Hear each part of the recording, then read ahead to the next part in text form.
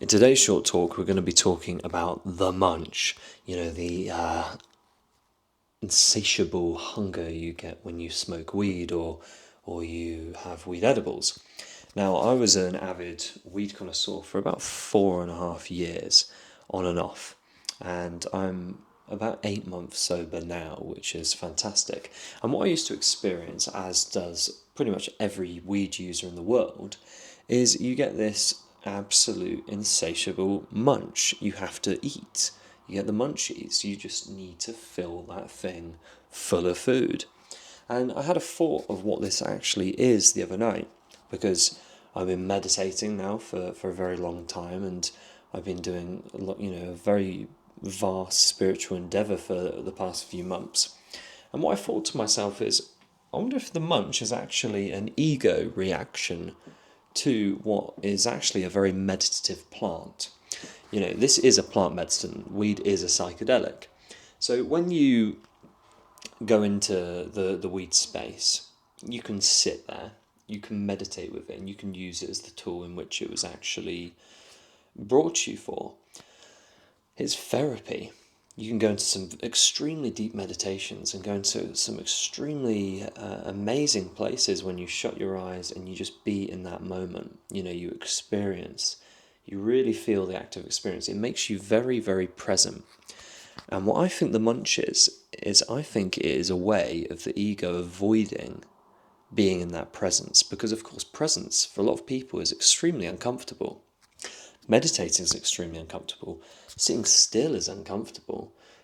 Not scrolling these fucking things is uncomfortable. So, genuinely, getting yourself into a place where you can just be still is a hard thing to do. So I think what that munch actually is the intrusive thoughts getting the better of the user.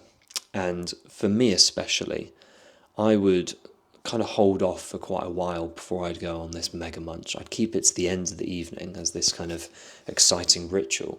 And when I did, my goodness, the kitchen cupboards would be opened and everything would be spread out ready to go. I'd be putting cheese and jam and watermelon together, peanut butter and steak, pickled onions and dark chocolates. It would be an absolute bizarre hunger fest of strange foods and combinations. And I think it was to get dopamine hits. Because what's happening when you're in a meditation, especially when you're a beginner, is everything is extremely boring. Everything is extremely unstimulating and extremely difficult to just sit with that. So if you're in this state, which you probably don't want to be in, imagine what the opposite of that would look like. Extreme stimulus, I'd be dancing and watching things, and then I'd put a podcast on in the kitchen, then I'd be eating, and all this stuff would be going on. And it would take me so far away from the meditation that I was actually trying to do that I think I completely misused this tool when I was using it, and fundamentally absolutely abused it for a very long time. And maybe I might make other videos about this in the future, about my experience of weed, but I certainly did abuse it because I was using it as an escape door from life, because life is this massive overwhelming thing that you have to face, and it's a big fear. Or you could just go, if I smoke this, then I don't have to deal with it, and I can go somewhere else, be in pixie land. And I decided about 9 months ago that I no longer want to escape. I want to face my demons. I want to get up and actually do what I set out to do. Live a life that is functional and fundamentally fantastic. I arrived here on purpose to experience this thing, so why on earth would I be, just using it for something else? And if you have gone into deep meditation, you'll understand what I mean. It is probably the most wonderful things you can do.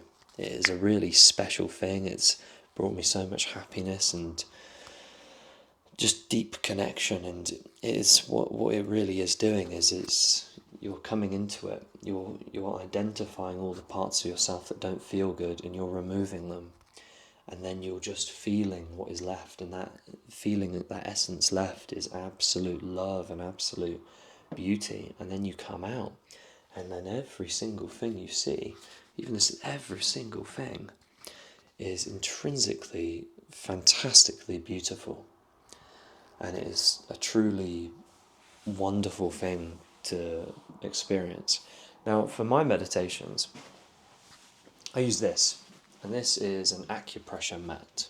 This is really good. This is covered in, if you can see, it's covered in little spikes, and these push right into your muscle tissue, and it's a good way of kind of a bit like a cold shower.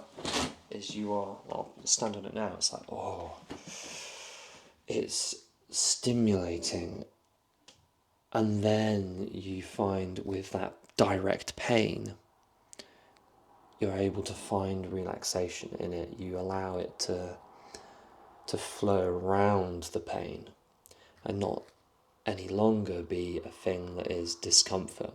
And this is what's happening with the mind. The mind is talking and doing all these things. So whenever I'd come home from work, I'd get so overwhelmed with like, oh, I could plan to do something with my life, I could do all these things. And what I would do is I would just go, yep, run to the shed, smoke, have a dance, distract. And this, of course, this can be looked at as fun, and this can be looked at as it's okay to do once in a while. But to be honest, I don't think it is. I don't think it is, because the whole time I've been sober, I have not once missed it. I've not once needed it. And I'm so glad to say this, because genuinely I was really addicted. I would watch videos of people saying these words and could not for the life of me understand what they were talking about. And much like all these things that I'm striving for, I will then make the video of the thing once I've achieved it, which is super exciting. It's actually mind-blowing, because I often don't think I'd ever get there. And then you do get there, and it's like, wow, that's special. That's special, because it's worth more than anything you could possibly imagine. Actually doing the work and going into your inner growth, leaning into your fear, is so much more than you could ever possibly want. It's worth way more than money. It's worth way more than anything. It's just pure conscious exploration, and it is learning, and it's flowing, and it's fantastic. And the only thing other than this that I want is friends and family. That's what I want. I love that. I love spending time with people. I love making people laugh. I love bringing joy to others, and being in that space, and being with fantastic people, and being with people that are calm and at peace, and understand this stuff that I'm talking about. And because when you meet people that are in peace, you can just be. You can just be, and you can relax. It's quite funny, because half the world, like, there are some people, and I used to be one of them, that just didn't know anyone that was at peace. Because the world we live in is so fractalated and so constructed, and everyone's in such a rush, and everyone's just in this kind of state of catatonia. It's just mind-boggling. And we don't hang around with people that are calm. Don't hang around with people that are healed. And when you do, and especially when you heal yourself, of course you only can tolerate people that are healed, and you can spend time with and actually flow with. So it's one of those things where, you've got to go on the journey, and you've got to go do it. And it is a fantastic journey, and it's the best. It's the best. For years though, I did waste a lot of time where I was putting it off. And now I've been doing it for a long time. It's great. Even doing this YouTube channel, I held off from doing this, and especially putting stuff like what I'm saying right now public, because I was in fear of people saying something about it or judging it. And it's like, why? Why? If people are going to love it, people are always going to hate it. Good. Absolutely good. Because there's everything to experience. This is, when we come here, consciousness doesn't look at good or bad as good or bad. It looks at both as an experience. That's all we are. The human race has only decided good or bad, right? That's it. Positive, negative. So yeah, I think we'll leave this video here. I've enjoyed making this a lot, and just talking to you guys and stepping on this acupressure mat. This is amazing. You can buy these for like £10, like offline, or £15. This really is fantastic. I lay on it every night before bed. Allow my muscles to relax. You can do this in the daytime as well. It's really good for your muscles. It's really good to relax on. It's really good to just bring yourself into the moment and really get there. Same with bean bags, like proper heavy duty bean bags. These are really good. I'll show you mine. This is a very, very solid bean bag. That's a bit more expensive, but I got both these things for free on Free Cycle. You can see where you live locally, there will be a free cycle of some kind, or some sort of thing where people donate stuff, and oftentimes you'll see stuff like this and furniture and stuff that would be helpful. Same with my whiteboards. All my whiteboards are extremely helpful for getting these thoughts out. But the most thing that is helpful to me is a journal. Reading, embodying, speaking, and journaling.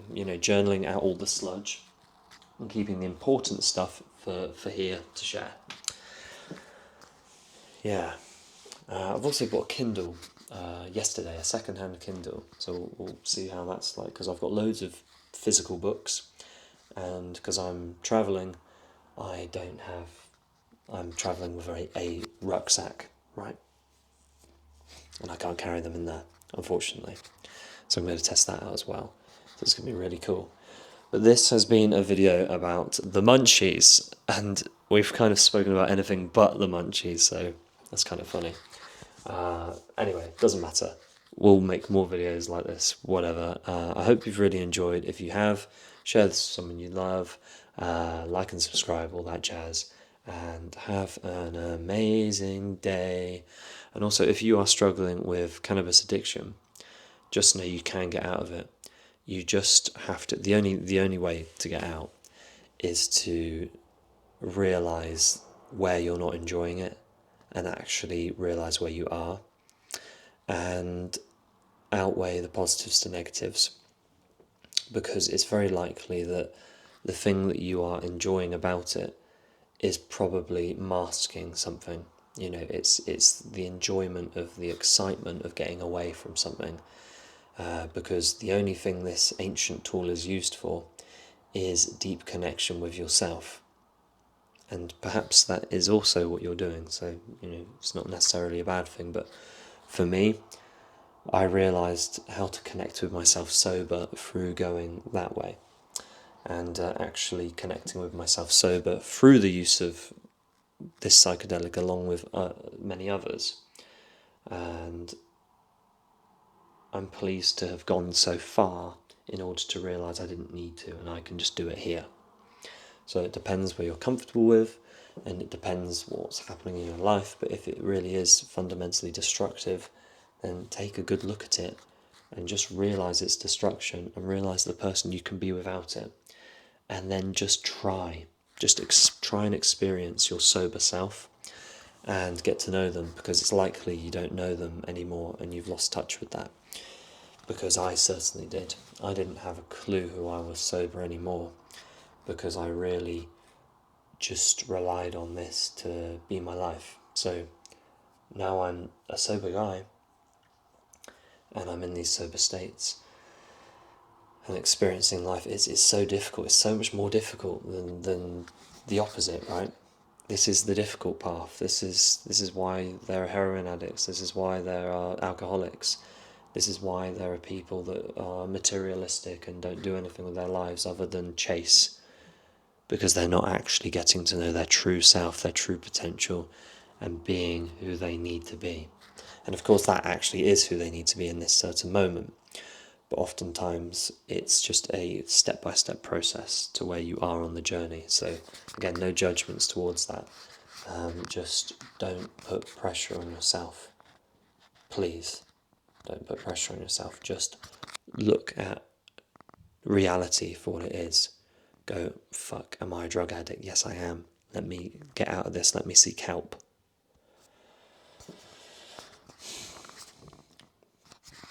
Yeah. And it can be done. It will take a lot of times where it's going to be hard, but it can be done. The amount of times I threw away the weed, the amount of times I threw away the papers, the lighters, the ways of doing it. And it really has to be everything. You have to get away from every single person that is involved within this, which is the hard thing. You have to get rid of every kind of... You have to stop talking about it. You have to stop thinking about it. You have to literally eradicate that from your life. That's the only way to get rid of an addiction, is to become someone that is not involved. So that said, we'll leave this here. You are more than capable. You can get out of this. And you are fantastic. Big love. Have a great day.